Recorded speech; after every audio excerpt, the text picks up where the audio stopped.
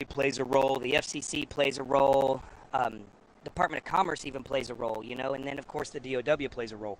So I think he wanted to demonstrate, first of all, the partnerships that we're able to bring to bear and that we can coordinate across organizations. And also, he's wanting to address specific issues for the homeland. All the COCOMs are doing things for their AOR, CENTCOM, AFRICOM, EUCOM, but there wasn't anything that was specific to what we're allowed to do here. It's very complex to be able to handle this problem set here.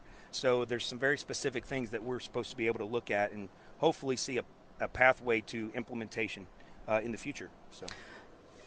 So the general has spoken, and we've seen it in the news over the past few years, drone incursions over installations or critical infrastructure. The general spoken specifically about Joint Base Langley Eustis and the incident in December of 2024.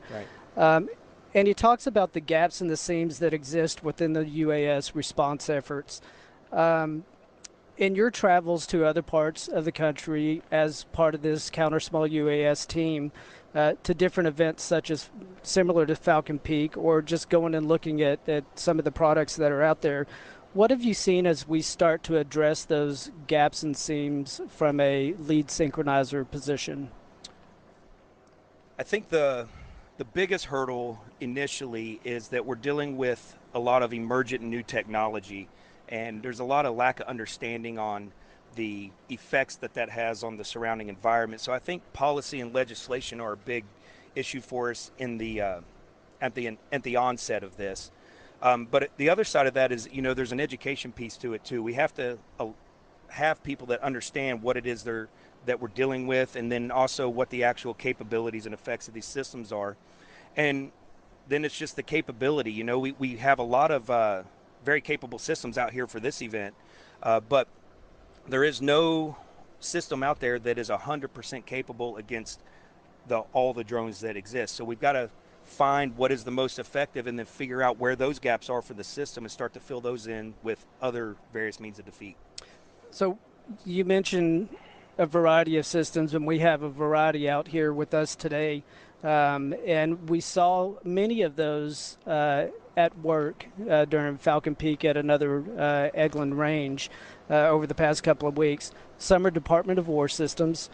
Some come from the industry.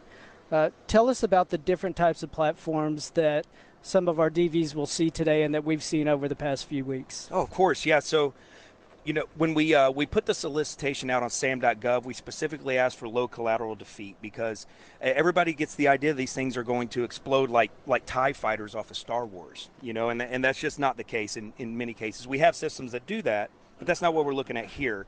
So we've got systems of systems that provide a layered defense approach. So they've got they operate on radio frequency. They operate on they can spoof things, they can block signals and jam, they can do all these things that affect the spectrum that the drones are operating on. And then we've got also things that will kinetically bring drones out of the sky if for some reason those methods don't work. So I think it's really interesting. We got a sensor that came out here that exists underwater and can detect drones in the air. So a lot of really interesting capabilities are out here, and it was really fun looking at all these things and hearing what the vendors had to say about them. So I think it'll be a good run for them. So are you saying there's not a Death Star? Not that I'm aware of. Or we can discuss here. Yeah. Got it. We'll talk later. So the general has been particularly interested in low collateral defeat platforms or options. Explain what that is and why he's interested in that specific effect. Well, I think first of all, that's part of what we're trying to educate while we're out here. Again, these things, they don't explode like you see in the sci-fi movies. Those systems that are able to perform those types of defeats are, again, they're over in contested areas with CENTCOM and so on. So over here, we don't want anything to impact the local populace. We got some bases more populated than others. They have urban areas outside of their fence lines, and we don't want to end up impacting that. So we're trying to minimize that debris field when they come down and try to educate commanders and the services that if you have this at an installation, here is what you can expect to see if you do make a decision to defeat that drone that you're concerned about over the installation. All right. So I had an opportunity to speak with General Guillot before coming out here to Florida, and we spoke about the command's Homeland Counter Small UAS mission. Let's take a look at that video. General Guillot, good morning, and thank you for joining us today. Glad to be here. Thank you. We appreciate you coming in, talking about this important topic of Falcon Peak and counter unmanned aircraft systems and what that means for our commands. So when it comes to unmanned aircraft systems, or UASs, more commonly known as drones, they were once considered children's toys or something that was used by hobbyists or some industries for capturing video. How has the proliferation of drones within the United States changed the threat environment as it relates to military installations and critical infrastructure? Well, the big difference is the number. There are a lot more of them. They're easily accessible, and they're used by everything from children, as you mentioned, all the way through adults for various purposes. The reason I'm most concerned about them around DoD facilities or areas of critical infrastructure fall primarily into two categories. One is air safety. They're flying in the airspace structure, usually by people who don't understand the airspace structure, and they put aircraft at risk. In particular, at an air base or an airfield, a DoD airfield, where they could fly up and down the runway and endanger our air operations. The second area is, as you mentioned, they have cameras, sensors, and they can fly over DoD facilities and gain potentially sensitive information or material, and we obviously can't have that either. So when it comes to Falcon Peak, this is the second iteration that we're coming up on, but when we go back to last year, October of 2024, you hosted the first Falcon Peak for NORAD and US Northcom. What was the goal for that first event that was at Fort Carson? The goal there was a little bit different than what we'll find here in September, but we wanted to bring industry out and make sure that they could see where we felt countering UASs was going in the future. At that time, we did not have a direct role from the Secretary to be a synchronizer, but we thought it could be coming. And then what we wanted to do was see if they were developing capabilities that were matching the threats that we saw out there, for one, and two was to see if we could command and control those and have the ability to command and control.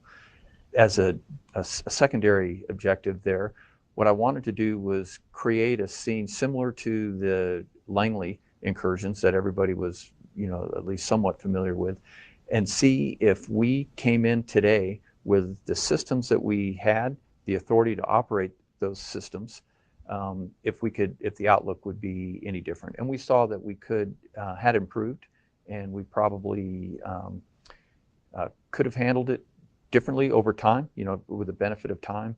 And but we did see where we had some shortfalls, mainly in actually defeating.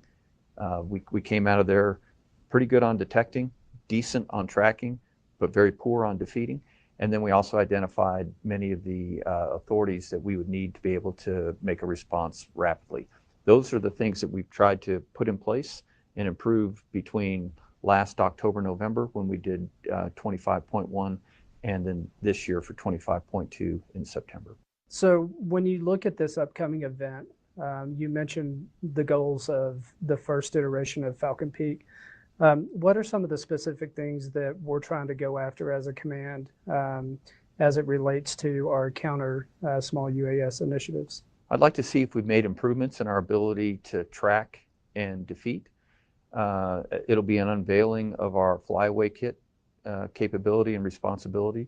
And then it will also help explain to the broader community, both DoD and interagency, our role as a synchronizer and what that means. And then we can just assess the types of capabilities out there. And I think that would be beneficial to our partners to see what type of systems they might want to buy to protect installations and critical infrastructure and places like that. So when you talk about assessing as it relates to this upcoming Falcon Peak, Are we also looking for opportunities for improvement within the DoD systems of record as well as private industry Of who are course. partnering with Yeah, us? absolutely. And what are those things? Are you looking at did private industry improve upon last year's as opposed to what we're seeing this year? Again, I'd like to see that we can track multiple uh, aircraft at the same time. Swarms is how it's usually described. Want to make sure that we can track, and then the defeat capability, which is what we were poorest at last year. I want to make sure that we have more defeat mechanisms, both kinetically and non-kinetically. And when I say kinetically, I'm talking about a low collateral kinetic capability.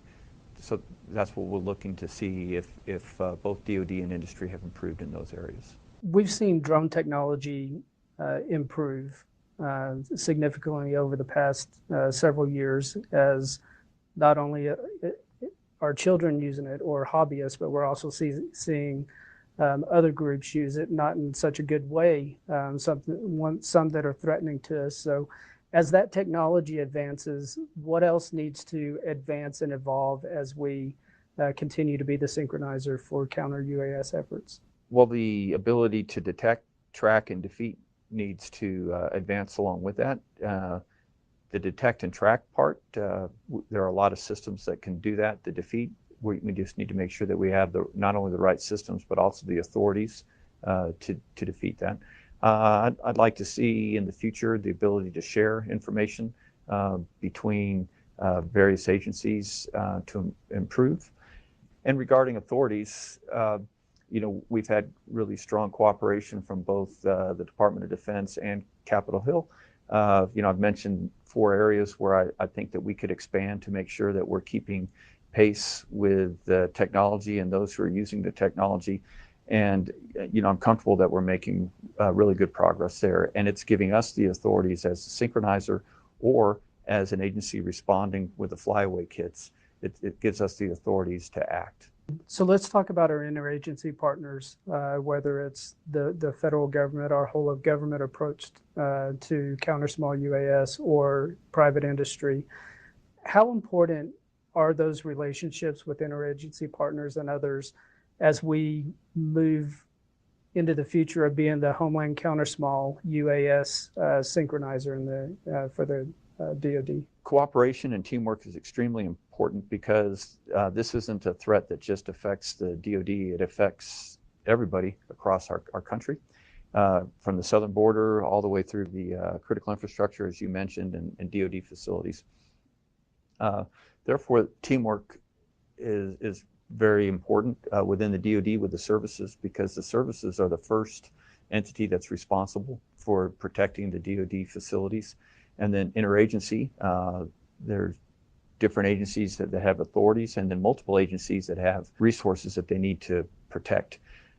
So ensuring that we're cooperating with them, and both in the development of capabilities, but also in the execution of defeating incursions, is important now and will remain important into the future. Earlier, you mentioned the flyaway kit that Northcom is getting and will be unveiled at Falcon Peak 25.2. Talk about that a little bit. Well, we looked at the counter UAS response spectrum in 4 phases. And the first phase is the responsibility of the installation. And if the installation doesn't have the resources to respond, they can ask the service, their owning service, for help, and that would be the second phase. During that period of time, in our new role as a synchronizer, we would help bring together intelligence, law enforcement experts to make sure that the service and the installation had the best advice possible and the quickest response. If the service, though, at the end of phase 2, doesn't have what it needs to defeat, that's where these flyaway kits would come in.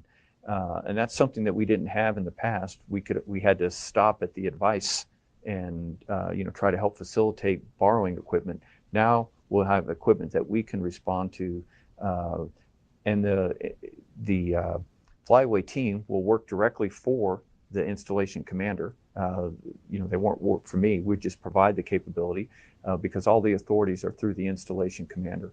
but that would bring both active and passive detection capability and non-kinetic and low collateral kinetic defeat capability all in one package that could very quickly set up and operate and defeat the incursions. And then once done, then we pack up and come back here and reset for the next one.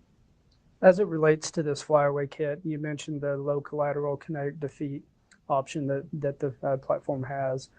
Was that important for you, for the command, when we were looking for a specific or looking for a platform that U.S. Northcom could employ to help installations? Absolutely.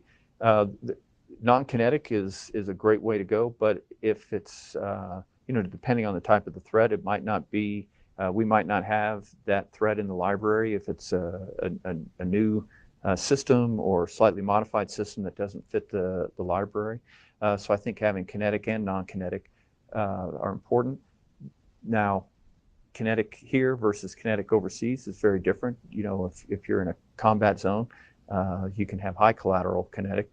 Here, obviously, in the United States, we want to make sure it's low collateral kinetic, and there are a couple of really good capabilities out there that we've seen over the years that we're excited to employ. Is there anything else you would like to add? Well, obviously, Eglin Air Force Base is doing a great job of hosting it. They have, a big challenge there with waterfront property, very big installation. It's spread out wide. So I think that they'll benefit from what we bring in using their range as a hosting place for this. They also have instrumented ranges, which will allow us to get real data that we can use and cite as we go to make improvements in the future. So we first want to really thank Eglin. And then, as I mentioned before, the number of partners from across DoD, the interagency, I think we'll have members of Capitol Hill there to see this. And it'll be a big step from last year, but I think it's part of a evolving set of capabilities that we need as both good and bad uses for UAS is developed in the future. We need to make sure as a synchronizer we're keeping pace, and Falcon Peak will be a great way to show that we can keep pace while identifying areas that we'll want to improve in the future. Jason, it's always great to hear from the commander and what his intent is and what we're trying to get after, but there's quite a bit to unpack from that conversation that we had. What are some of the key takeaways that you have from what General Guillot spoke about? We mentioned a little bit earlier, and General Guillot talked about as well. One of the biggest things is kind of highlighting those policy issues. That before we can do any of this stuff, we've got to handle the policy side of things and the legislative side of things. We have quite a bit of authorities through Title 10 130I, all that stuff, but it's all contained at the installation level, and sometimes those packages can get pretty complex. So it's providing some assistance on that I think is a really key piece, which is part of what this flyaway team is going to be responsible for. But I think it's really important, specific to this event, is looking at how we've improved over the past roughly 11 months since we had Falcon Peak 25-1, and seeing if we have gotten better at some of the shortfalls that we saw in the systems last year. So the General did speak about the flyaway kit capability that U.S. Northcom is getting, and we'll get to see that in action here in a little bit from a live demonstration. But what can you tell us about this system? Well, it's a layered system, has multiple detection and defeat capabilities on it. Like I said, there's no one solid answer from a system standpoint that's able to handle the spectrum of threats that are out there. So we can detect anything from RF to radar and all that. So there's quite a bit of capability that comes with it. It's the Anduril's Heimdall system with a few attachments on it. And most importantly, it's mobile. So it's able to be quickly moved and set up and deployed. Last I saw, our team get it set up roughly in a little bit, about an hour to an hour and a half. So this system that we're getting, is it a game changer when it comes to installation defense against drones? I think it has potential to be, for sure. This is the first quick reaction force for drone response that we've had in the homeland. So it's previously, like General Guillot was saying, previously our abilities to help kind of stopped at the advising piece of things, and it was, just a coordination piece of trying to help the service find something that's somewhere else and help get it relocated. And now we actually have something that we can send out, kind of act as a stopgap until we can get a more permanent solution to the installation, and give that installation commander not only the capability to handle whatever is currently going on at the installation, but have the advisors there with him to help characterize threat and move through that administrative process as well. So we've seen other counter UAS events across the country. What sets Falcon Peak apart from those other events that you've seen? Oh, of course. So, like all the COCOMs, they're focused on their AOR. CENTCOM does their thing where they're bringing out systems that they think would be of use to them out in their with the threat picture they're dealing with, and the rules of engagement that they have. But at the time when General DeGio took command last year, there wasn't anything specific to the homeland. I mean, there were systems being tested that could be used, but there was no event that kind of brought all that together into one place for us to look at. So that's one thing that sets us apart. If you see the Falcon Peak seal on an event, then there's something there that NORAD Northcom's interested in, and that we believe has at least a pathway forward for potential use in the homeland. And then the other side of it is to exercise our synchronization capabilities based off the task that we were assigned last November, and show that we can, again, bring to bear complex events and response mechanisms across basically on the other side of the continental U.S. from where we are. So this one I need to read so I get this correct, but bear with me on this one. So Thomas Edison famously said regarding his attempt to invent the incandescent light bulb, "I have not failed, I've just found 10,000 ways that don't work."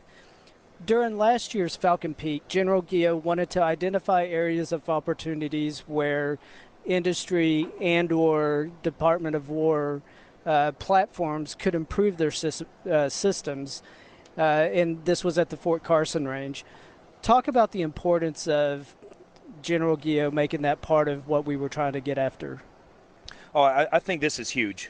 Like there's no, the big phrase across the enterprise, there's no silver bullet for what is going to go out and handle this issue. The technology it's developing far too fast on the drone side of things, and we are counter by nature, so we are automatically a step behind. We even if we were to find a 100% solution, it's a matter of a couple of weeks to a couple of months until now we've got something that's evolved to be able to defeat that system, or at least maybe even not intentionally. And so I think it's huge. And one of the things that we wanted to do while we were out here is intentionally stress these systems. So the experimentation was designed to present the vendors exactly what they say they can do, all right, and then to start climbing the ladder in complexity until we hit that ceiling, and eventually maybe inform them of, hey, you're a little more capable than you thought, or you've got a little homework to do when you go back. So that was the goal. Now, the hallmark of Falcon Peak last year, and certainly this year as well, has been the partnerships that are created. And those partnerships run the gamut. It could be Department of War, it could be industry, it could be the services, it could be the three-letter agencies that we work with, and the list just goes on. Tell us about the importance of that kind of collaboration when it comes to developing and employing counter small UAS systems within the homeland. Right. So, when we talked about the threat a little bit earlier and the commercial use of drones, it's a whole of government concern. Every agency and organization across the federal government has a piece of this pie. So from the FAA, FCC, all of them. So coming together in partnership, specifically in this case we have GIATA 401. This is what they do, is experimentation. They test systems and generate results on how those systems perform, right? So it allowed us to take everybody, keep them in their job lanes, and come together in an event, everybody fulfilling their role in the problem set, which is exactly what we do when we're facilitating a counter UAS response at an installation through the conference uniform process that we go through and working with our LNOs in the building. So it was a great exercise on kind of coming across everybody and bringing us all into one effort and generating a final product out of that that met the criteria and intent of the commander. Now, while all of our partnerships are important, there are two specific ones here at Falcon Peak 25.2 that have been key players in what we're trying to do, and that's the Defense Innovation Unit within the Department of War and the Army's Joint Interagency Task Force 401. What roles have they played in Falcon Peak 25.2? Oh, I mean, they absolutely made this happen. They've been a huge help. So, JIATA 401, when they were the JCO, last year, they offered a lot of assistance and advising on the back end of the first Falcon Peak, and they even sent some folks down to help us during the actual event itself. So they were helping us last year, but this year they came alongside us and they played a key role in the whole thing. They designed the entire experiment, working alongside our J84 experimentations branch out of NORAD Northcom, and they've just been a tremendous help and assistance across that. And then we've got our efforts with the Defense Innovation Unit. They actually came out and in parallel to us hosted a low-cost sensor competition. So where the highest performer will get a monetary award for that, and so brought out a lot of very interesting technology with that. And then coming down here and working with the 96 Test Wing with Brigadier General Massaro's people out of the 96. Absolutely phenomenal with helping with test design, providing instrumentation for the range, and again, getting us that academic rigor to help inform, when the report comes out, help inform some of those decision makers and the services. So we'll hear from General Massaro here in a few minutes. Before we do that, let's take a look at the Defense Innovation Unit and JIATA 401. The Defense Innovation Unit, its mission is help accelerate the adoption of commercial technology into the department to enable our warfighters to bring the best that commercial industry has to bear. What we are specifically bringing, DIU, is we have 10 low-cost sensing vendors out here to potentially enable a department to have an expanded menu of options to be able to have coverage area over more of our installations and protect more places for our soldiers and our surrounding infrastructure. This is a crucial partnership that we have between us, Northcom, and JIATA 401 to really advance the state-of-the-art for counter-UAS. I think one of the big things is that this really provides an opportunity, that partnership between Northcom, the JIATA, and us, to really get after this problem in multiple different ways and advance the ball forward for our warfighters.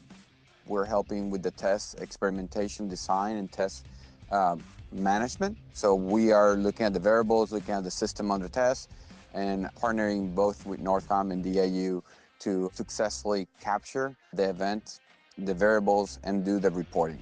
We do a quick assessment of how they perform different technologies and trying to advance those unique solutions into the warfighters.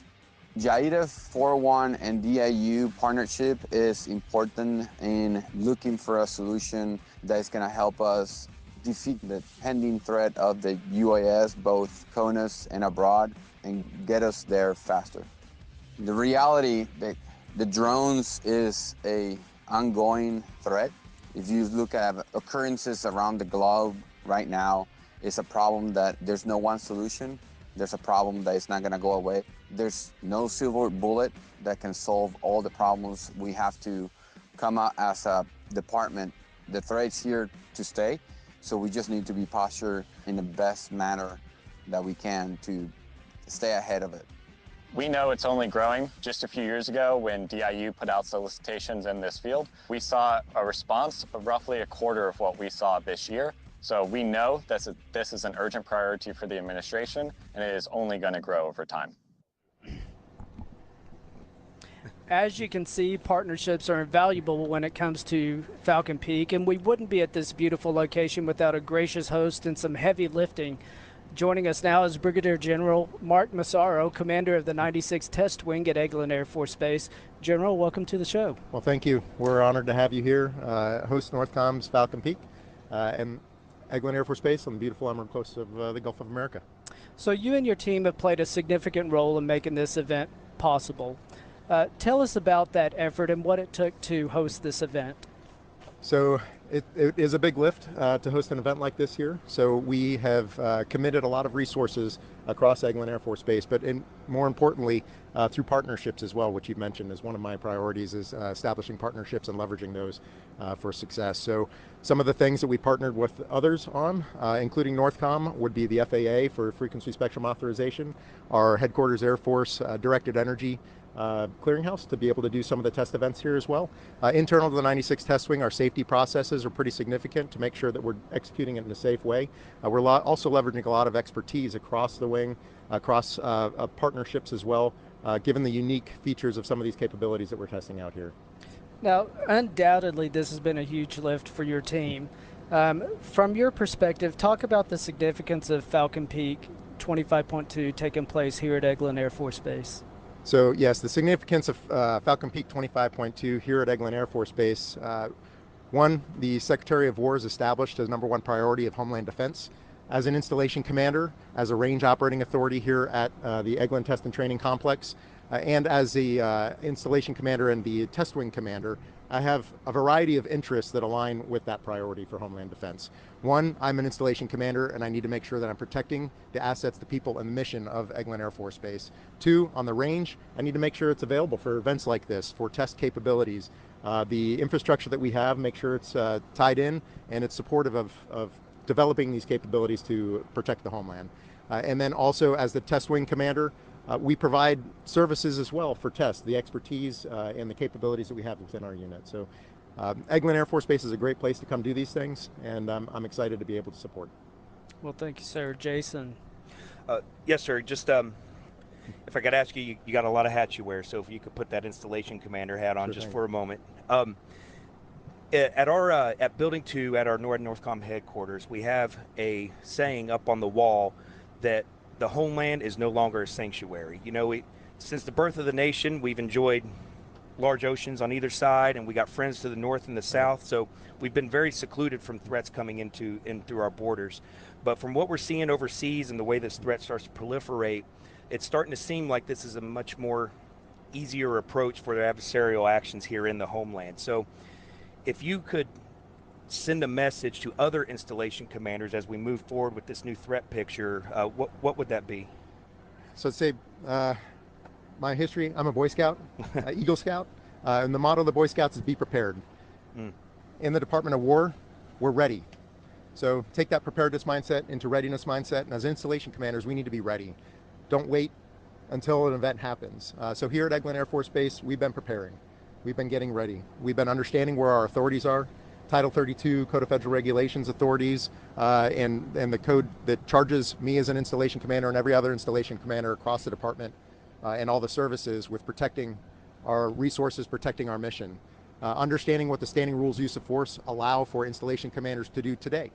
And then understanding what the 130I, Title 10 130I authorities that we have to pursue and get what those allow us to be able to do too. So preparedness and readiness is the key to it all. And this is a real threat. We need to take it as such. Awesome. Thank you very much, sir. Yep. Yeah. Now, you've spent quite a few years in the world of test, experimentation, and evaluation. What have you learned or picked up along the way with respect to the importance of this type of event and furthering this type of technology? So this type of technology, as we described, the threat's out there. So understanding what the threat is. From a test perspective, we really need to make sure that we're prepared. Going back to that statement I made earlier. But for where we need to be focusing on, we need to understand that as a test commander, as a range authority, I have capabilities to be able to bring to this problem. We need to take that energy and put it out there to be ready in advance of the threat actually showing up on our installations. So that's what I'm taking from my experience here. From a test perspective as well, we have a lot of experience in understanding systems, working with industry partners to make sure that we can refine these systems so that they actually work when we need them to work. So the test community across, whether it's in the Army, whether it's in the Navy, whether it's in the Air Force, we have a lot of test professionals, a lot of other major range and test facility bases that can support these types of things. Eglin is one specific place that we can do it, and I'm encouraged to be able to support Falcon Peak this year. Now, sir, this final question gives you an opportunity to brag on your folks here at Eglin. We've worked with some great people over the past 2.5 weeks and even leading up to this event. Having been part of many discussions leading up to this, your members have stepped forward. They've always worked hard toward helping this event take place. What parting words do you have for your team as we get ready to wrap up Falcon Peak? What do you have to say for your team? So I'll tell my team thank you. It's an honor to be able to serve with you and alongside you.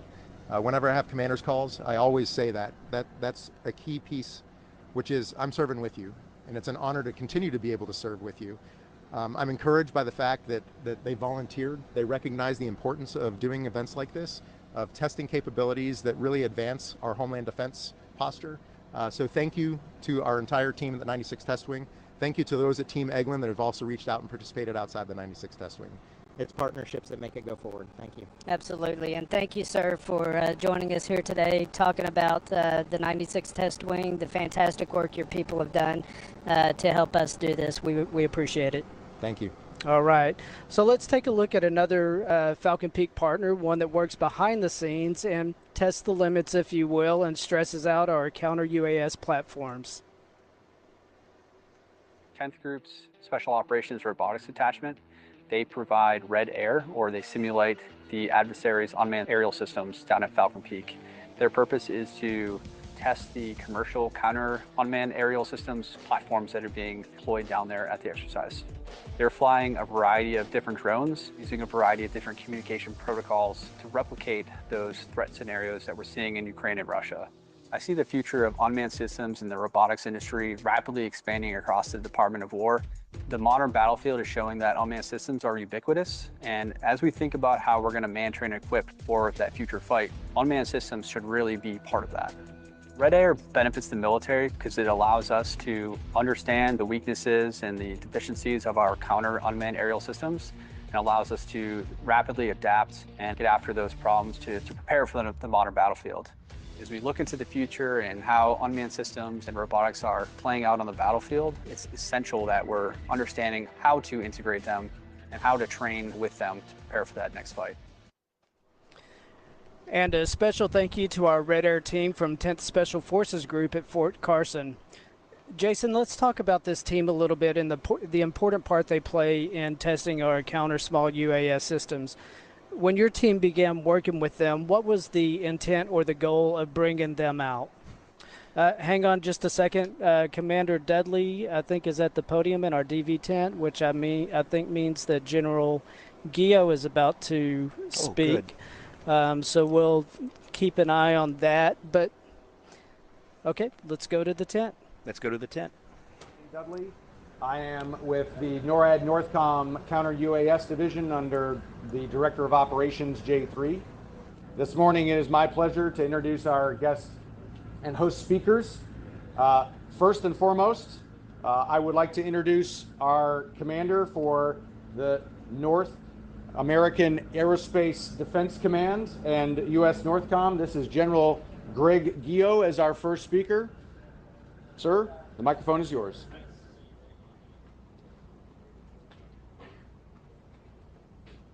Good morning.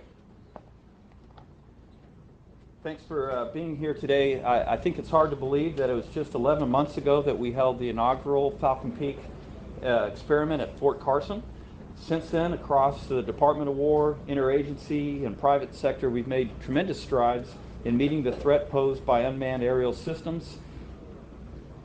I think the keys, innovation, ingenuity, and teamwork, have been ubiquitous throughout this process, and our ability to detect and defeat unmanned systems is much greater today than it was a year ago because of your efforts. Probably most important to this are partnerships. They remain critical to meeting the challenges posed by UAS. Throughout the last year, Northcom worked closely with DIU, the Defense Innovation Unit, and I appreciate Mr. Michael Dodd's attendance today. I would also like to recognize Brigadier General Matthew Ross, the Director of Joint Interagency Task Force 401, and you'll hear from him shortly, which is a newly established entity to better align authorities and resources to rapidly deliver joint counter-small UAS capabilities, defeat adversary threats, and promote national airspace sovereignty. I look forward to working with Matt to build on the tremendous efforts that have taken place across the Department of War and the interagency thus far. Lastly, I appreciate the hospitality of our hosts here at Eglin, the 96th Test Wing and its commander, who you just saw on the screen, Brigadier General Mark Massaro. Team Eglin has been fantastic helping Northcom prepare for this demonstration, and the Eglin Airmen are truly living up to their motto, "It is always the hour." The focus today is on the excellent demonstrations that we'll see, but there's been tremendous work conducted on the Eglin ranges for the past 10 days leading up to this DV Day. We tested 20 systems, including many in the DIU Sense-Off Challenge, for hundreds of hours of experimentation and data collection that will inform future system capabilities and development. This includes the Red Team feedback that you just heard about on the screen from 10th Special Forces Group, and they have given that feedback directly to the industry partners, which will further help improve and expedite our capability growth. By all accounts, Falcon Peak has been highly successful so far, and we've met all of our objectives that we established coming in. As many of you know, in 2023 and 2024, a series of small UAS incursions at military installations revealed an urgent necessity to address the rapidly emerging threat. In response, U.S. Northcom, in coordination with the services and the Joint Counter Small UAS Office, which is the predecessor to JIATA 401, the elements of the interagency and industry partners began coordinating to counter this threat. In October of 24, U.S. Northcom executed the first Falcon Peak experiment with an emphasis on detection, identification, tracking, and, to a lesser degree, defeating these threats. With the help of industry vendors, existing Department of War counter small UAS system owners, and the Army's 4th Infantry Division, we executed an exceptional event that helped us assess our capability and ascertain necessary next steps. Falcon Peak 25.1 was very successful in identifying needed counter UAS systems and ways that Northcom, if at that time were tasked, could conduct a Department of War synchronizer role. But what else did we learn last year? First, we learned that detect and defeat mechanisms cannot be spectrum dependent. We must action across all spectrums. Second, we realized that very few kinetic mechanisms, either high or low collateral, are capable of defeating moving threats. And lastly, it became clear that in the field of counter small UAS, the interest vastly outstripped the expertise at that time. In short, we left knowing that we all have some work to do. Fortunately, over the last year, everyone involved made tremendous strides. In November, Northcom was designated as the lead Department of War synchronizer for Homeland Counter Small UAS operations in the continental United States and in Alaska. This role enabled our command to align focus and forces into a cohesive approach to synchronize, integrate, and coordinate within our area of responsibility. Further, U.S. Northcom, the Joint Counter UAS Office, and the Defense Innovation Unit increased our partnership over the past year, pursuing authorities necessary to execute the counter UAS mission, resourcing and acquiring the capabilities required to defeat the UAS threat, and synchronizing the whole of government effort. And now we look forward to accelerating these initiatives under the expanded responsibilities and authorities granted to JIATA 401. Speaking of authorities, Northcom is very engaged with the department leaders to bring the right authorities to installations. I thank them for their teamwork and remain committed to bringing the right capabilities and authorities necessary to outpace the threat. To close, I'd like to reiterate our commitment to the counter small UAS mission. As I told the Senate Armed Services Committee earlier this year, Northcom will play a critical role in an enduring whole-of-government effort to protect people, infrastructure, aircraft, and facilities from malign small UAS incursions. This effort will require investment in robust and evolving mitigation technologies suitable for use in the United States, aligned with interagency and industry partners, and policy and statutory changes that balance safety, privacy, and defensive requirements. So thank you again for your steadfast commitment to the Department of War and the U.S. Homeland. We look forward to working together with each and every one of you to meet this growing task. It's through our efforts and in concert with the dedicated professionals you see here today that at NORAD and Northcom, we have the watch. Thank you and enjoy the demonstrations.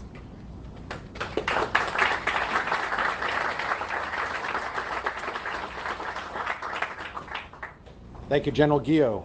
Ladies and gentlemen, it's my pleasure to introduce our next speaker. This is Brigadier General Matthew Ross. He is the Director of the Joint Interagency Task Force 401. General?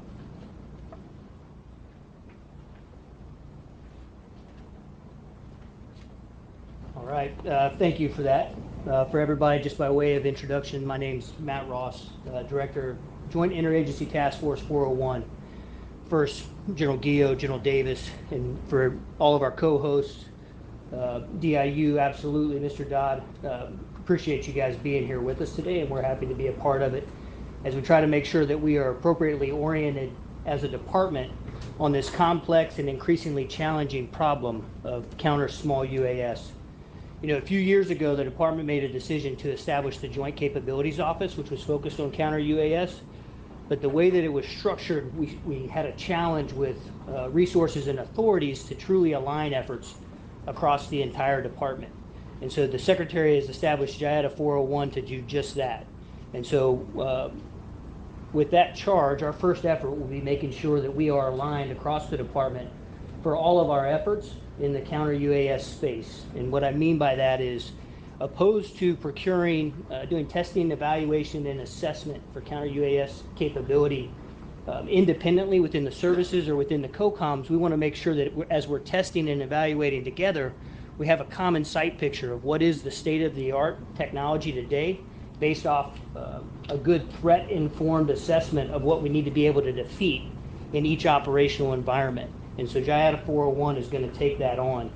That first step is doing exactly what we're doing right here, coming together as a community and as with the other members of the Joint Interagency Task Force to get that common sight picture of what we have today, and then understand by looking across the department based off of all of our capability and requirements, our requirements documents or our baseline needs, make sure that we understand those areas where we have gaps and seams. And so I would argue that we do have gaps and seams. In some areas we have similar requirements for fixed site security. In some areas, if you look at joint warfighting, we have gaps in our capability. If we look at low collateral defeat for Group 1 and Group 2 UAS in support of NORTHCOM, we have not spent as much time focusing on those effectors as we have on some of the effectors we would plan to use abroad during joint domain operations. So by bringing together not just the department internally, but then reaching out to the interagency, we think that we'll be able to get after that problem. And one might ask, why is it important that this is an interagency task force opposed to just a Department of War task force? Much like General Guillot described, ensuring that not only we have the right equipment, but we have the right authorities and permissions at echelon to be able to be effective against the contemporary counter-UAS threat requires close partnership with our interagency partners. And what that means is with the Department of Transportation, with the Department of Justice and their subordinate organizations, we got to make sure that we have coordinated properly in a way that satisfies everyone's concerns to where we can achieve the desired effect to protect our critical infrastructure.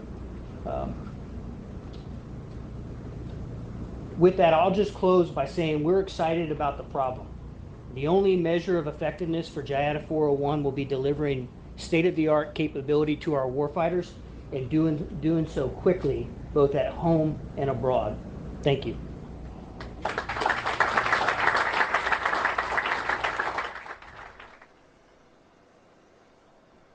All right, Jason, there's a lot of great things General Guillot just spoke about to our guests here, as well as Brigadier General Ross. So we talked about this Falcon Peak being successful. We've talked about the partnerships that it takes to have a successful event about this. But then he talked a little bit about what we were trying to get after last year and the work that we had to get done to get to this point where we're at today. As you've worked through this, what are some of those things that General Guillot talked about that you guys were able to work on and bring us to this point where we're getting after more of the defeat options, whereas last year was the detect, track, and potentially defeat? Right. So, I'm a ground guy by trade from my time on active duty, and you can't shoot what you can't see. So it made sense that in our first venture into this space with Falcon Peak 25-1, that we said, okay, well, let's see what we can see. Let's just detect, track, and identify. And if we can get good at that, then we can talk about the actual mitigation side of it. And so that leads us into this year, where we're looking at those low collateral defeat options that allow us to actually get these drones out of the sky or keep them away from the installations, depending on what the scenario plays out as when they're having these incursions. So, but the big piece is, like General Gio said, we can't just operate on one part of the spectrum. We have to be able to affect the whole spectrum across all these various frequencies. And when we are not able to act in those frequencies, we have to be able to physically get the drone out of the sky for any number of reasons. And so I think that was kind of the proper evolution for this iteration to grow into. So. Now, General Ross mentioned that as they get into the testing piece with JIATA 401's new authorities and resources, that one of the things they want to make sure that is happening as we're doing this research and development piece of counter small UAS, that there's a common sight picture that the services are trying to get after. Everybody likes their own toys, but having that common sight picture is the difference between defeat and non-defeat, if you will. Talk about the importance of that common sight picture as we're getting after this. So when I see the common sight, like I said, there, and we saw it in the video that played earlier for JIATA 401, and there's no silver bullet. So none of these systems across any of the services are going to have a 100% defeat rate. It's just not feasible. Where I see the common sight picture coming into play is unity across services makes the process of data sharing, integration of sensors, domain awareness, all those things a much easier goal to achieve. So our Anvil demonstration is getting underway, if you will. So let's get back real quick to something that we started talking about after we saw the video about Red Air. So real quickly, going back to the initial question, when you guys started working with them, what was the intent and goal of having them part of it? And I think you probably have about maybe 30, 40 seconds to respond to that one. Well, that's easy because they made it easy. So working with 10 Special Forces groups, honestly, like I was saying earlier, it was a budgetary decision at first, because they were able to build drones for cheaper than we were able to go buy them, so that we were able to have a large library of vehicles out there. But then they came out and they were absolutely amazing, and they delivered. It was huge. Even this go around, they were on the range every morning, 04 to 2100 at night. Even on the weekends, when some of the days that we didn't have actual testing going on, they were still out there troubleshooting drones, working on connectivity, and so on. So couldn't say anything more about how phenomenal they are. And they did so well for us last year that General Gio actually asked for them to come back and fly for us this year. And we're hoping to keep that going forward. I believe the teams get a lot of benefit out of it, and obviously we're doing very well with it too. And that's quite an endorsement when the U.S. Northcom and NORAD commander says, yep, I want that team back. That's a big deal. So part of what we're about to see is the Anvil demonstration. And for our folks viewing through the live stream, explain what it is that we're going to be capturing here at Florida. Right, so the Anvil is a what we call a kinetic interceptor. It's Anvil, hence the name. It just operates off of brute force. It'll run into the target drone and ideally break it or disable it in a way that brings it down out of the sky. And so what you'll see is when its little garage opens over there and it comes out, you'll see it immediately climb to gain altitude. That's when it begins its sensing protocols to go and actually identify where that target drone is at. And then it will fly to start pursuit of that drone. And once it is within the proper proximity, it will relay back to the operators a series of commands that it is able to execute at that time, and then the operator will decide what they want the anvil to do at that point. So we still have a human on the loop, but they're not physically on the stick flying the drone, so it's doing that part on its own. So there's an actual person that when you get the green light, if you will, they can hit the button and make anvil or drive anvil, if you will, to have that kinetic effect on another drone. Right. Yeah, that's exactly how it works. So like I said, it'll chase the drone. Once it gets a lock on it, it will begin to shadow, if you will, the target vehicle, and then it'll present those commands and basically tell the operator, I'm ready to execute when you are. And they click that button, message gets sent, and then anvil does what it was told to do. And there's also the option, if for some reason you want to abort the mission, you can also tell it to do that, and then it returns back home to where it came from. Now the anvil is just one piece of the flyaway kit. There's another piece to it that that provides direction, if you will, for the anvil drone, and that's Heimdall. Talk about that piece a little bit. So Heimdall is it's really the eyes, hence the name Heimdall. If you've watched any of the Marvel movies, you've seen maybe some of the Thor movies, and Heimdall's the all-seer. He guards the bridge into Asgard, and that's the idea behind Heimdall. It's what's actually out looking for the drones in the air, and I think it's appropriate from a Northcom and NORAD Northcom standpoint that we're out looking in the air for things that are out there. So all-seer is probably a fitting name for the system that we're using. So Heimdall is to the all-seer. Is that what you called it? So could anvil be Thor's hammer? It could be.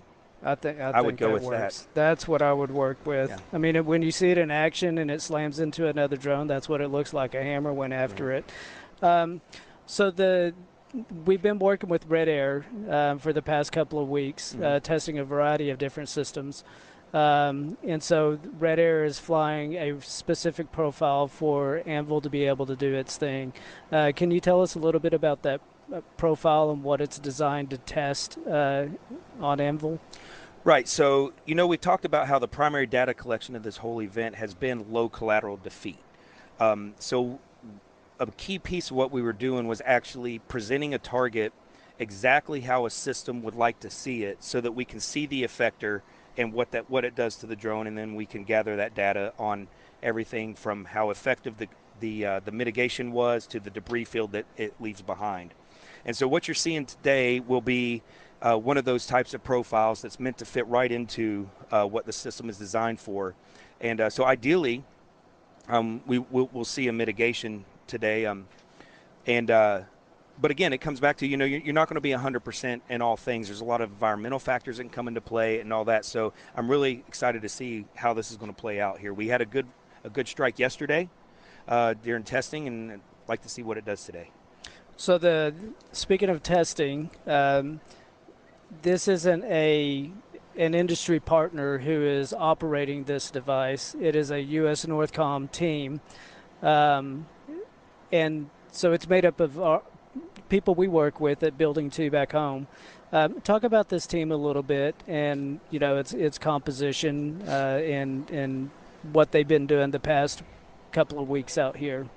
Oh, it's first of all, we put out an ask, and a lot of the team members are volunteers. It's not often that you have a COCOM staff members operating a tactical level system like this, and we've designed it just like you would any other like fire team, if you will, at the tactical level. We got team leaders, we got your operators. Part of the team is part of our advanced party that'll come forward on the admin side of things to kind of meet with an installation commander and help frame what to expect when they get there. And so, yeah, everybody from E6 to O6 has been involved on this team, so it's really interesting to see it work. Yeah, and it sounds like we're getting close to hopefully seeing Anvil come out of its garage. Yes. We like to call it that, and it does look like a garage when it opens up. I can't see from here if it's open, but So the anvil when it takes off, is it controlled? Is it autonomous? How does it function once that garage door opens? So once the garage door opens, it's everything's autonomous at that point. It takes off on its own. It acquires the target on its own via talking to its ground system down there with the Heimdall, and like I said, as it begins to move into and start hunting, if you will, it goes into almost a semi-autonomous mode, where that operator is able to control it through commands on their user interface. But again, they're not on a controller. It's not a first-person view drone where they're actually flying it with, stick flying it. So the system is giving it cues and it's following those. And is that something that the team has had to learn, is that you're not necessarily flying the drone, you're just pushing the button or opening the garage door or whatever the case may be? Right. No, yeah. So, I mean, a lot of us, we grew up with little RC cars and all that, and you had your remote control. The idea that your car would just take off on its own and do whatever you tell it to, there's an adjustment to that, Mm-hmm. and so it's been a little bit of a learning curve in that. All I got to do is hit the button and it goes after the drone. Yeah, it's really that simple. There's some familiarity that needs to happen with that user interface, so you know where your buttons are. You can get faster at giving it commands. But yeah, it's been interesting talking to them about that autonomous piece of the system and the adjustments there.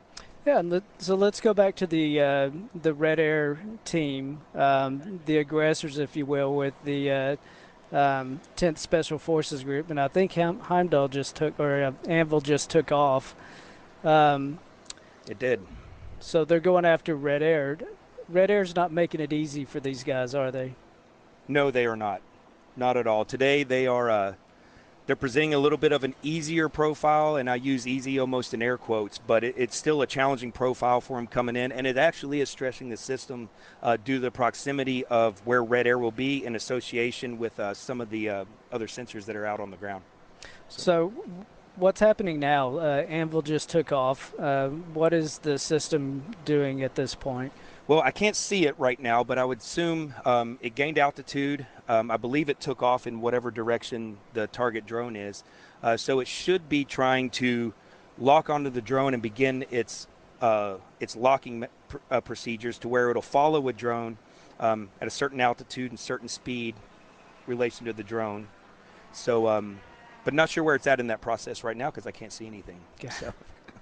So the drone will lock on, and does it depend on the profile of the Red Air drone or the operator as to whether or not Anvil will have that kinetic effect on the aggressor drone?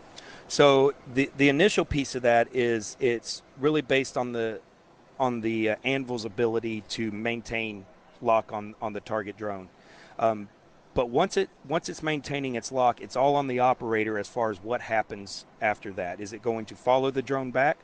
An example for that would be maybe it's not a problem. It's somebody flying a toy drone and they just weren't aware that they weren't supposed to be there, and you can chase them out of your yard, if you will. So we have people behind us going like this. So it sounds like Anvil had a successful impact Nice. on the Red Air asset. So. It's got to make us feel good that's our flyaway kit doing its thing. That's the fun part of the whole thing. I have yet to actually see one do the impact, but I would love to watch that happen. So Anvil can make the impact, and assuming it survives that impact, it's a collision at how many miles per hour? A lot. I mean, it's over 100 miles an hour easy. Yeah. So provided it survives the impact, is it able to return back to its home base? Does it fly into the garage, or what happens after that? Oh, so yesterday, like I said a little bit earlier, we had a successful mitigation yesterday, and we were able, Anvil survived, came back, returned to base, and it comes and lands basically right behind its garage. And for the team to reload it after airworthiness inspection and fly it again. And I believe the one that flew today was the same one that flew for us yesterday as well. So So it's durable as well as fast and, no pun intended, impactful. Yeah, durable as an anvil should be. Yes, sir. All right. So we were able to speak with the manufacturer Anduril while we were out at Falcon Peak, and we also got one of our Anvil team members, our Flyway Kit team members, to talk to us and share his experience. So let's take a look at that and see what they had to say. Flyway Kit is a expeditionary, very mobile, modular capability that provides all capabilities of the kill chain from detect, track, ID to defeat. We provide a rapidly mobile expeditionary capability that can go anywhere across the country to support installation commanders for installation counter UAS at the various sites that we get threat detections. So the Northcom staff and the Northcom operators are going to man that system, surge it out to the installation, set it up, provide base defense for those installations under threat. The Flyway Kit is a layered approach to installation counter UAS. So you have a radar that can detect the threat drone. You have a passive capability that can detect threat drones. You have the RF detect capability that can detect those drones. So as you identify the threat into one fuse track picture, you can eliminate the threat using the kinetic interceptor Anvil. The Flyway Kit team is made up of Northcom staff who are all ready to get after incursions and situations that exceed an installation's ability to mitigate. So we are there to kind of patch and help while an incursion is happening. This is the first system of its kind even, and the first one being owned by Northcom to streamline the mitigations.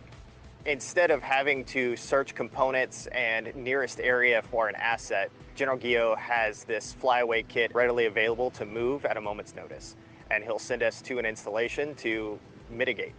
We're really excited to partner with Northcom and our Northcom teammates to iterate and evolve this capability. As the threat evolves, it's important to have a capability that can evolve ahead of that threat.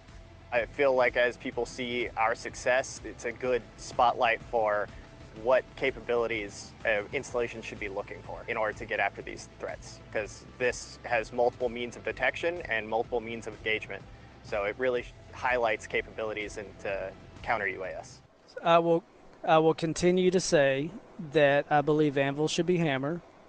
We just saw why, so I will keep stomping that until we get that change. But I mean, it's not my equipment. So well, I mean, nobody okay. can pronounce the name of Thor's hammer anyway. So. And it's too long. It's too long. But so this specific system is coming back to U.S. Northcom with us, and so it's the first Flyway Kit that U.S. Northcom will have. What's the significance of Anvil being that kit? I think the significance lies not just like in the system itself, just in bringing the capability to bear. Like I said, this is the first quick reaction force for counter UAS response that we've seen in the department. And so outside of maybe potentially localized stuff at, a tactical or the lower operational level.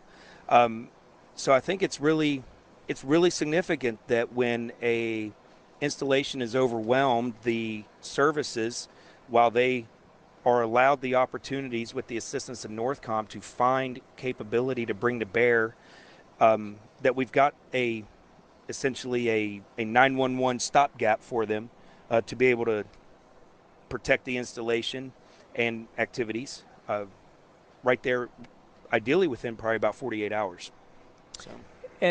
So that capability hasn't existed before. When you guys were working on the counter small UAS initiative, what were some of the considerations that were going through the team when it came to looking for a platform that could do exactly what you just talked about? When an installation commander says, "Hey, I need help," then within 48 hours it could go. Well, one of the first things you got to look at with a quick reaction force is its ability to arrive on target. So requirement had to be you have to be mobile, because even once you're there, we have to be able to get you off the aircraft or get you off a truck or wherever and get you somewhere and set up. One of the next things we had to look at was a system that was able to operate in multiple environments. There's a lot of environmental factors that come into these things when you talk about spectrum and how that works. Just every installation is different when it comes to their spectrum footprint. So had to be something that was fairly versatile in that regard, and we believe this system is. And then lastly, it had to be something that had a very short learning curve to it. That way, we spend a week training on it and you're operational, and then maybe a few more reps and sets, and then you become a little more proficient because it's something that you may not always have people, especially when we're talking a COCOM staff, manning it. There's not a whole lot of opportunity there like you see down at like a company or battalion level for just the constant reiteration of training. So it needed to be fairly intuitive for as much as we could get out of it. So going back to yesterday's event, Major General Robert Davis, the U.S. Northcom Operations Director, talked about the flyaway kit and that there were primarily two benefits to the kit. The first, that it could respond rapidly and effectively, and the other, that it has real capabilities, and he said that it's a proven system in a deployed environment. So Anvil isn't an off-the-shelf or just out of the factory product. It's something that we've seen in action over in different AORs. Talk about that a little bit as it relates to why it was chosen. No, that's absolutely correct. It has already been fielded and supported real-world missions. The configuration that we have, like you heard in the previous video with Chief Fry, the configuration we have is unique to Northcom, and given the R&D that's gone into it and some of the upgrades to the system, it's one of the more advanced systems that are available on the market right now as well. Okay. So I want to talk about Red Air a little bit more because of the significant role that they played in what has taken place over the last couple of weeks. And so I looked up a little bit of their history as far as their organization, and just want to read off a couple of things. So they were first formed in 1942 as a joint U.S. and Canadian unit. That sounds familiar. That sounds very familiar. Very familiar within Building 2. It became a neighbor in Colorado Springs when it moved from Fort Devens, Massachusetts in 1995. And its symbolic, although not official emblem, is a Trojan horse. So when you think about the Trojan horse, is that what they act like in some respects as they're participating in Falcon Peak, or are they being that surprise attack? Well, for this team specifically, the Trojan horse is very fitting because, long story short, when it comes to their drones and how they fly, you're not detecting them unless they want you to detect them. So very, very impressive. Very good at what they do. Very sneaky. Yes. Very sneaky. So the Anvil, and looking at how it performed yesterday and today, and knowing the work that you guys have done over the past couple of years, when you see it perform the way it does, what are your thoughts on this going out and supporting installation commanders if the need arises? I'm very optimistic about it. It's again, just the fact that we have a capability to bring to bear at the request of a service over an issue that they're facing, that puts us in a better position than we were, 2 months ago. I think it's going to do very well.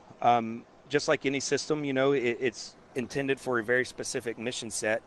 And but the folks over at Andrew have been very accommodating with that, and they're willing to work with us. The system capabilities, they're very capable, but there's certain aspects of some of that mission that might need a little tweaking here and there, and so they've had their engineers on site and they've been working with us on it, and so I think we're going to get this really where it needs to be and have a very capable system that'll be able to come out and help out the installations. So earlier I mentioned General Davis, and our Michelle Martin at NORAD U.S. Northcom Public Affairs had the opportunity to sit down with him for an interview and a conversation about Falcon Peak and the counter-UAS initiative that the commands have going on. So let's take a look at that conversation that Michelle had with General Davis. So welcome, Major General Davis. Thank you for joining us here today to talk about Falcon Peak and counter small UAS here in the homeland. So I'd like to start off by talking about unmanned aircraft systems, or commonly known as UAS or drones. Those were once considered toys or platforms by hobbyists. People use them for the commercial space. How has the proliferation of drones within the U.S. change the threat environment as it relates to military installations and critical infrastructure? Thanks for that question. You know, the number of drones that are being used lawfully across the United States continues to grow. On any given day, there's over 8,000 drones that are being flown in the United States legally, registered with the FAA. There's over 1 million that are actually registered, but we estimate over 8,000 that are actually being flown and they're being flown lawfully by U.S. citizens. And so this creates an increasing challenge when it comes to defending our critical infrastructure and our installations, because a citizen may or may not be aware of all the rules. They may not have registered their new drones that they just bought with the FAA. They may not be aware of a temporary flight restriction surrounding the president, as an example. And so this really complicates the threat picture. At the same time, we also know that some of our adversaries, specifically China, you know, they've been discovered to have to be surveilling some of our installations. We have evidence of that in some drones that law enforcement has captured and looked at the images and to see what they're looking at. And so trying to sort out what is a lawful citizen using a drone, but just accidentally using it in an area where they shouldn't, versus something that has some malicious intent is very challenging given that dynamic. So with respect to what you just spoke about, U.S. Northcom was just named the synchronizer for Homeland Counter Small UAS. For the layperson, what does that mean? Well, what it doesn't mean is that Northcom is responsible for protecting all of the DoD installations in the United States from drone incursions. That responsibility still lies with each of the services and the installation commanders at each of those bases. But what we found is that there's so many different stakeholders in the counter small UAS enterprise, each of the different services, the intel community, interagency partners. And there was no one organization that was responsible for pulling it all together to have a cohesive approach. And so this is essentially the role of Northcom now. And so one of the areas that we attempt to focus on is getting all the people together, all the stakeholders together when there's an incident happening, just to flatten the communications. One of the ways that we do that is with what we call a conference uniform. And in that conference uniform, all the stakeholders, to include the service, the installation commander, and all the other stakeholders, to include interagency partners like the FAA, we're all on the same call to discuss the situation and what can be done about it. The other important role as the synchronizer is that we're standardizing our reporting standards. We're also advising the department on tiering of U.S. installations and what the recommended counter UAS systems ought to be based on the tiering. And we're also developing our own response capability if the services are unable to respond and they ask for Northcom assistance. We'll have a flyaway kit available that we can respond ourselves. You mentioned interagency partners. Talk about the importance of working with them in the industry when it comes to Homeland Counter Small Unmanned Aircraft System. The importance of the interagency can't be overstated because of the various jurisdictions and authorities that different organizations have when it comes to countering small UAS. As an example, the military has the responsibility and authority to defend the installations out to the installation boundary. But just outside the installation boundary, it now becomes somebody else's responsibility, whether it's local law enforcement or FBI and or even DHS. And so to have that synchronization, to be able to have a common operating picture, to be able to have shared domain awareness with different stakeholders' sensors and actually coordinate on a mitigation operation requires tight coordination with various stakeholders across the enterprise. So this is your second Falcon Peak event. The last one was October of 2024. What has the command learned over the past 2 years that has helped shape the synchronizer role and Falcon Peak as a program? I think the biggest thing that we've discovered and learned is that countering small UAS in the homeland is extremely challenging, but it's not insurmountable. It requires a synchronizer, which we are performing those duties now. It also requires tight interagency coordination, which we're continuing to grow in that role as well. And if we have all of the right pieces of that puzzle put together, then it is possible to have an effective response. Another challenge that we've seen is that the adversary, well, first of all, the technology itself is advancing rapidly. And then the adversaries are figuring out ways to use it in new and novel ways on the battlefield. And so it's important that we continue to move forward with our counter-UAS efforts in the homeland so that we're prepared should the threat of malicious activity actually come to the homeland, that we would be prepared. Your directorate has a counter small UAS division and team. Discuss with us the efforts they've made since it was established and the successes you've seen. First of all, I don't know of any other combatant command that has an actual division devoted specifically to countering UASs. We stood this up about a year ago after we received the synchronizer role from the department. It's a joint team from all the different services, and it's also by national team because it has NORAD and Canadian members in it, military and civilian. This team has done several things. As I mentioned before, it is the team that set up the conference uniform structure, and we've implemented it multiple times. It coordinated with the department and the services on the recommended tiering of the installations and what types of capabilities should be at each of those installations.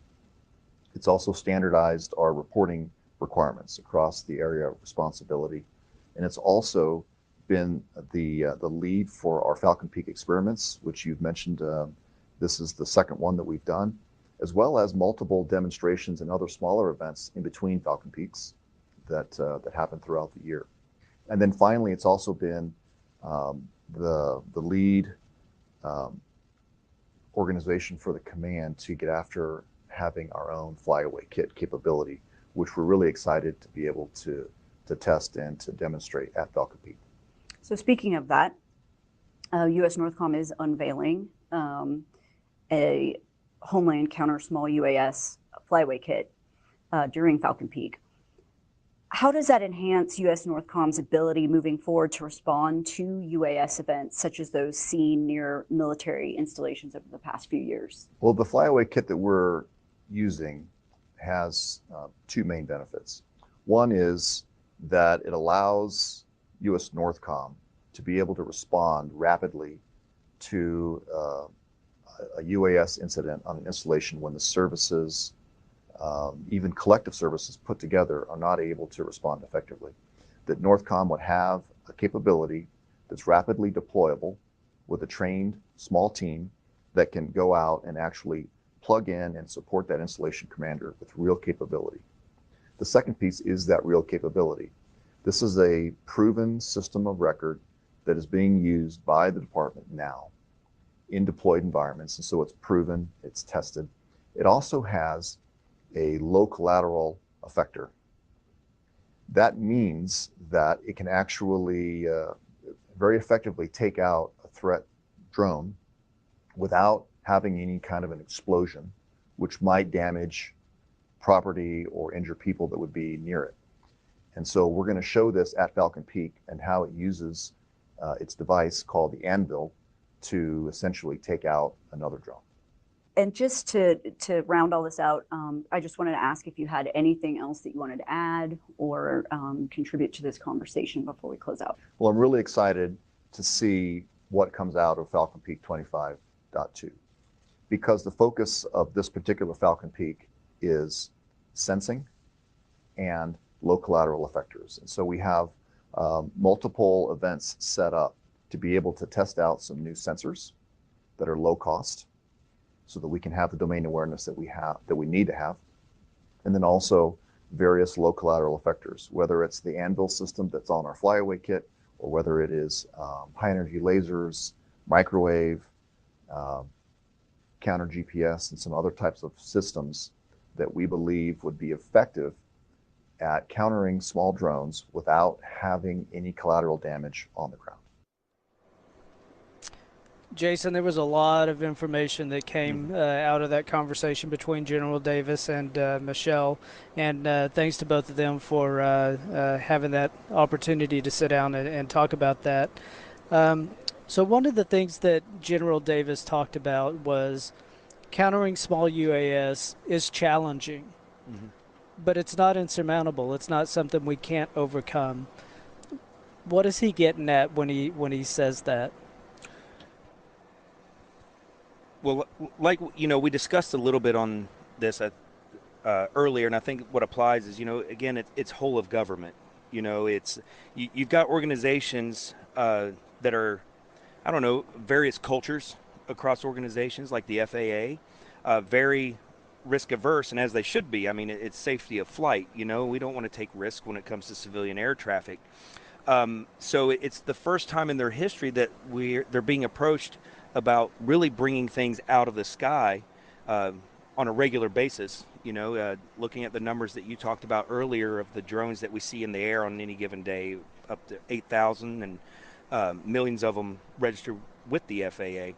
So it's been a very challenging piece, because across the agencies, we don't even necessarily know how to help each other. So what we need is that conversation and working together to synchronize agencies saying, this is what I need you to do, here's how I need you to do it, now help me do that.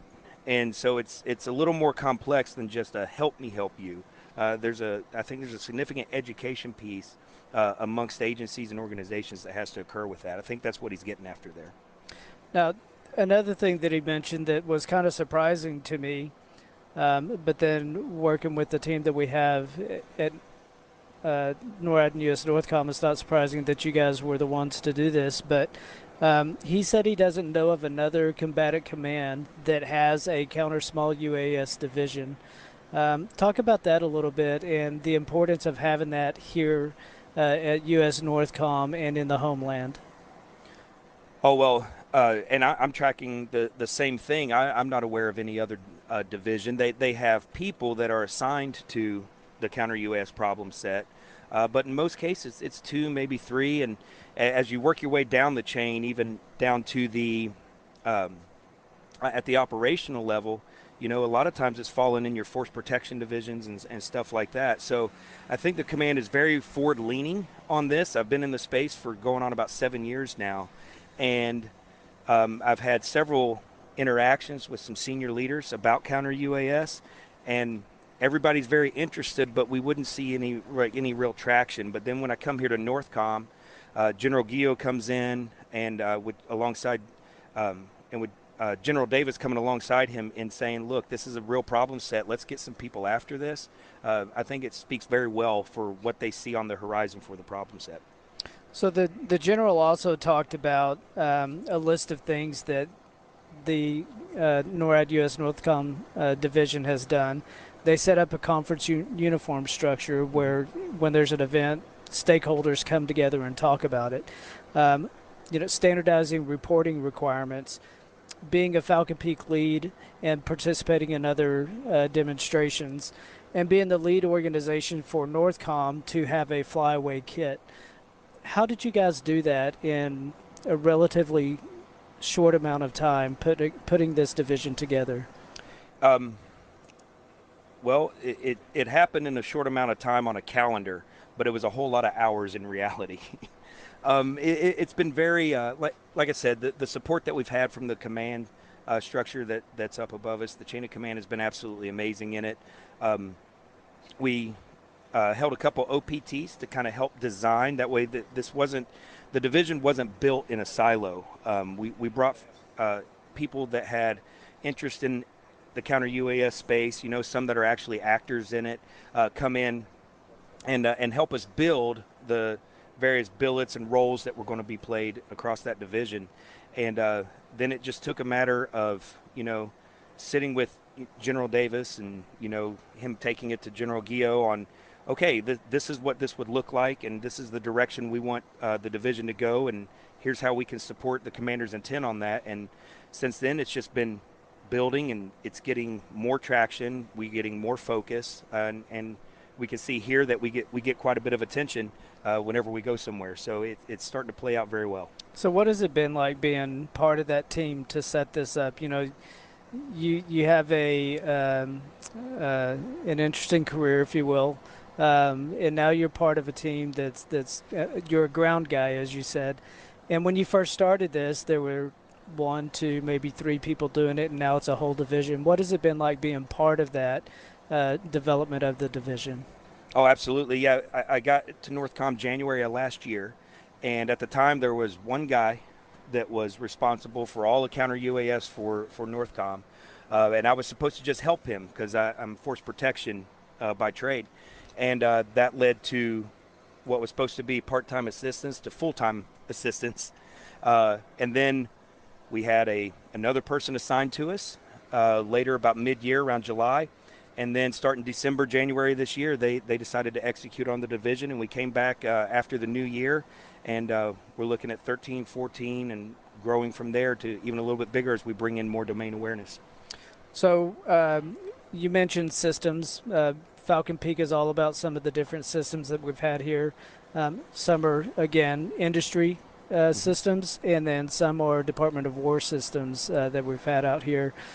So we were able to have our guys go out and talk with some of those folks, and let's take a look at what those systems are about. The Suez container, it's really like a data center in a box. You can put it on a forklift, drop it wherever you need it, and it's got fully contained environmentals, so you can run all sorts of different computer services on top of that, which allows us to essentially work like a USB for counter UAS equipment. So specifically, the loadout that we brought today is the Echo Shield radars with a Percept View camera system. We also have a Ninja electronic warfare system and a drone buster system. And finally, we've integrated in the Paladin kinetic solution, which is a larger Group 2 drone that carries the shotgun payload that has a Skynet rounds for kinetic engagements. If a drone is coming into a space, we'll detect it. If it's one of the RF style drones, we can engage a Ninja system on it to do protocol manipulation.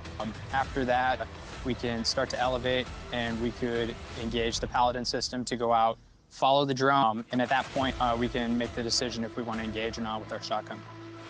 We have an Air Force 10-cap led project called Talon Spear that has partners with OUSD, R&E, as well as JIDF 401. The overarching project is twofold. One, it's the counter UAS system that is also able to impact swarming UAVs. The second part is a network part that allows us to network the system to the IC over normal commercial internet. So we can go from low to high over any commercial internet source. It allows global essay of all detections and incursions, ensuring that the Department of War is able to innovate, acquire, and scale operationally relevant timelines. It allows us to have many different mitigation techniques that are non-kinetic, but it also allows us to connect into existing aperture. Let's say we're at a base and we have an incursion detection. It's able to actually let us know that there's a UAV we've never seen.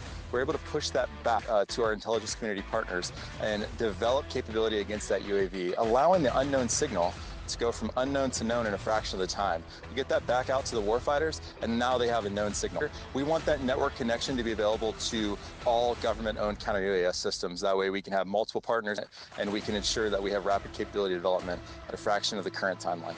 Yeah, Athena is a government-owned C2 system that integrates all different UAS sensors into one single C2 feed or COP, so that you can utilize multi-vendor sensors from a single location like a JDOC or even an AOC, and even push it up to NORAD Northcom. So we synchronize between different vendors and different systems, and we integrate multi-service sensors, not just DoD, so FBI, DHS, Capitol Police, you name it. Athena is an integrator and facilitator, so we'll start at the bottom on that golden dome, and we'll integrate the UAS sensors and feed that all the way up to the top. The biggest thing about Athena is it's government-owned, and that we can go to any airfield, any Navy base, Marine base, Army base, you name it, or even a city, and we can integrate existing UAS sensors on a short timeline into that common. Athena synchronizes those UAS feeds and then pushes those to a higher echelon so they can make decisions on what's happening. We look a lot to Ukraine to see a lot of what's happening over there, and then we watch some of our other adversaries very closely. It seems, at least lately, the route has gone more towards fiber optic drones, so I think that's going to be in our near future, is starting to go after that threat. So as you can see, we've had some pretty awesome and impressive systems out here at Falcon Peak 25.2. Joining us now is a familiar face from earlier, Brigadier General Matthew Ross. Sir, thank you for joining us today. Thanks for having me, John. Thank you. So I'll get to it with a memo that Secretary Hegseth put out about a week, 2 weeks ago that announced the establishment of the Joint Interagency Task Force 401. And I would like to read what he wrote in that specifically.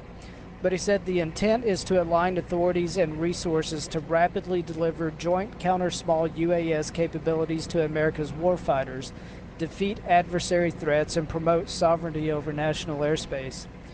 How does how does this new direction open up opportunities to advance efforts to expand counter-small UAS capabilities? Yeah.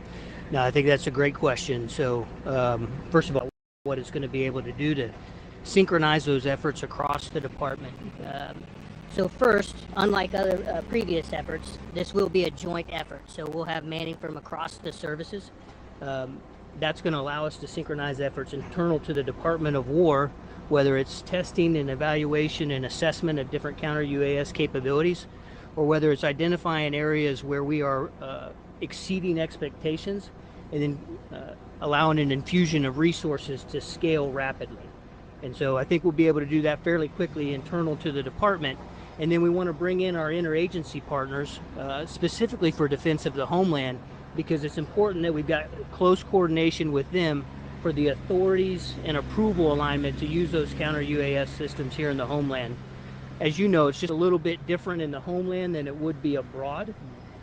So we have some other partners that have similar concerns. The last thing I would add is that up until this point, a lot of folks have thought about counter-UAS as a military problem or a Department of War problem, but I was talking with some of our colleagues earlier, and I think increasingly we're going to see that this is a collective problem, and some of our law enforcement partners specifically are going to be looking to make advancements in their capability to defend against small drones, and we want them to benefit from the testing and evaluation and TTPs that we've developed internal to the department. Jason? Oh, yes, sir. Wholly agree. This is a whole of government issue, and it's something that I said a little bit earlier. You know, it's like every agency has a piece of the pie on this one, yeah. And so really appreciate that. And you know, last year we looked at detect, track, and ID as our primary data collection for Falcon Peak. So it just seemed to make sense to close that kill chain and move into the low collateral defeat side of things. Could you explain to us, from your perspective, why is that type of platform important, specific to operations in the homeland? Yeah. So another great question, Jason. So low collateral defeat for us is especially important in the homeland just because of the operating environment. So it's different here than it would be abroad, whether you're afloat, whether you're on the move, on the ground. If you're in a conflict theater, the tools that you have at your disposal are going to be greater than the tools you have here in the homeland for good reason. So we need to make sure that our suite of capabilities includes low collateral defeat. We've relied heavily on electronic warfare or electronic attack to be able to defend sites, and I think it's time we take it to the next level. Not only do we need to be able to protect that infrastructure, but we need to be able to deny those systems back to an adversary that's trying to use them against us. And so by introducing some types of low collateral defeat that allows us to deny them those systems for continued use, it will also allow us to feed them into an exploitation pipeline that allows us to better understand the threats here inside of Northcom. All right, hey, thank you, sir. Appreciate that. So, sir, earlier you mentioned that drone incursions isn't just a Department of War issue. It's not a service-specific problem set that we're trying to get after. It is a whole of government problem set. How does this new task force enhance that whole of government approach when it comes to countering drone activities within the homeland? Yeah. So as you know, all of our combatant commands work with our interagency partners. We want to make sure that internal to the Department of War, we're plugged in with those partners as well. And it's really provides a couple different benefits, and there's a couple things we'll be able to get after as part of the JIADF. One is the authoritative testing and evaluation data. So if you look at the other departments where they may have shared interests or problems, they don't have the same resources to put against RDT&E. So the researching, development, testing, and evaluation, nor do they have the same resources to put into procurement for a buy, try, and decide type model. So what we want to do is allow them to partner with us so that they know exactly what they're getting when they pursue a counter UAS capability. Similarly, we need to make sure that we are sharing not just our data on the hardware, but the data in how we are approaching the threat. So if we see something within the confines of a base, we want to make sure that we can share that with law enforcement that's just outside the fence line. Similarly, if they're seeing something or they get indicators and warnings of a increased threat, we would like to know that because it allows us to adjust our threat posture ahead of time to make sure that we've got the correct capabilities and configurations to be able to defend those critical assets. Thank you, sir. And so one final question as it relates to JIADF 401. And we've witnessed the professionalism of your team as they've been out here testing, stressing, improving, looking for ways to get after that threat during Falcon Peak 25.2. Talk about your team's efforts over the past several weeks here and even beyond that. Yeah. So first of all, we appreciate the partnership. So the partnership with Northcom and DIU and all of our industry partners as we come out here and look at the state-of-the-art capabilities. We appreciate the ability to do that together. So our team, not only am I proud of what they've been able to do down here at 25.2 for Falcon Peak, but I'm excited about future iterations. And so we plan to run routine testing, evaluation, and assessment venues that will allow us to continue upon the success of this event. All right, sir, and we look forward to participating in that. We appreciate it. So, sir, thank you for joining us today and taking a little time out of, I know you're a busy schedule. So let's take one more look at some of the systems that have been out at Falcon Peak over the last couple of weeks.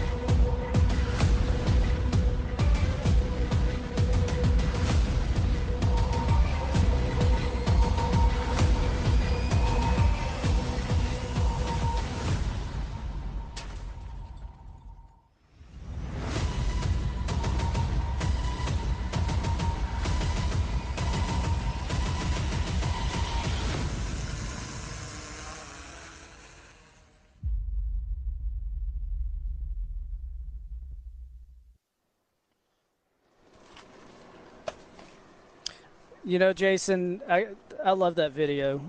You know, we have a team from, actually, I'm going to, you know, acknowledge both of our teams that we've worked with over the past couple of weeks. Second AVS out of Hill Air Force Base did a great job capturing video that we saw just now and with the other videos that we've had. And then our partners here at Defense Media Activity from Fort Meade, Maryland. Two phenomenal teams that we've worked with. But the video, it shows the tools that are available out there to meet the commander's intent of getting after the counter small UAS solution. What are your thoughts on what we did see out there this week? Oh, I think it was great. You know, General Gio talked about basically, have we moved the ball forward? Are we improving? We saw an array of capabilities that were out there, and they all performed, you know, in various fashions. Some of them did very well. Some of them have a little homework to do. We'll be able to have more clarity on that when the data analysis is done. But overall, I was impressed with several systems, and I think we have definitely seen some improvement from when we first did this, you know, 11 months ago. So we've had quite a few industry partners out here with us today, and we have what you and I have been calling vendor row, or the vendor area, and they've played a significant role in Falcon Peak over the last couple of weeks. Some of them providing a defeat platform, some of them providing a censoring platform. Talk about that a little bit and their role in Falcon Peak. Well, that comes back, John, to our partnerships that we set up, particularly in this case with DIU. So what we saw with Falcon Peak 25-2 and the systems that we down selected to have participate was the low collateral defeat piece. And so they're all out here, and they brought some things, some other platforms that they also have available that maybe weren't appropriate for what we were testing for, but that are very real capabilities that they have within their systems. So they'll see some of that out there today. And but then the other side is the DIU low-cost sensing competition, or the low-cost sense-off as they were calling it. That is huge because we can't engage targets that we can't see, right? And so the detect, track, and ID piece is very important. It's the foundation of every counter system that we have out here. And being able to place sensors at scale at a low cost is critical for the enterprise to be able to achieve that. And we saw some very interesting technology out here, and there's a few that I believe have a lot of promise in a future, both in DOW and across agency. You know, kind of going back to what General Ross said, is even local law enforcements and municipalities and all that are going to have to deal with some of this stuff. And so I think these specific, from a acquisition standpoint, will be very beneficial for some of our partners in that regard. And when you look at the different platforms that we have out here, what kind of made this, and the general mentioned it before, that this Falcon Peak has been successful. We've attained the goals that we were setting out to do. How did all of these different systems play a role in that? Well, I think it's what I found. There was a lot of systems. Like we said, we wanted to see if we could send them home maybe with a little bit of homework, or identify areas that they perform very well in. And one of those things that I found as we were going through the selection process is none of these systems that are layered had just all their own technology. They had to partner with other companies and even some startup type companies to be able to achieve what it was they were looking for out here. And some of the down selected systems, they weren't unfortunately able to participate because they had integration issues. And so again, even through that process, there was homework identified that, hey, you need to be able to integrate. So I think that was a big piece of what we accomplished here just in the preparation phase. So. Well, based off of what General Ross said, it sounds like there are going to be opportunities for them to work on that homework and then bring it back out to the field and see if it worked. So, Jason, I appreciate being able to host this with you again. It's been a lot of fun. It's been hot. It's been hot. If you can see my face and you see the redness, it's been hot. Much hotter than back home in Colorado. Looking forward to get back home there. So, Jason, give me some final thoughts as we wrap up this Falcon Peak 25.2. No, just No, I also appreciate doing this with you. It's a lot of fun. And but no, just one more time, want to reiterate, a huge thank you from the division and on behalf of the command to our partners with DIU and with JADA 401, and then here at Eglin, and as well as a lot of the other agencies that came out with interest in counter UAS. We had a lot of action officers come out during experimentation and offering support. And just a huge shout out to all those people that were involved. It really brought it all together and added a level of depth to it that wouldn't be able to be achieved otherwise. So just thank you so much for those partnerships. I'm looking forward to working with these organizations more in the future, and I'm really excited about what we're going to see going forward with them, and how we can see next year how we've improved off of this one. Thank you, Jason. I look forward to it, and hopefully we have another opportunity to do this and share what Falcon Peak is. So from the Emerald Coast of the Panhandle of Florida, we appreciate you joining us today, and we will see you next time. Thank you.